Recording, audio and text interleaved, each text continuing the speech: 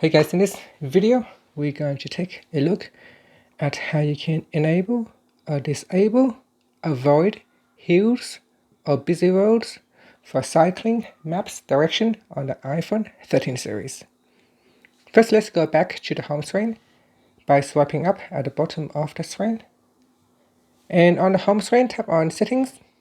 In Settings, go down and tap on Maps.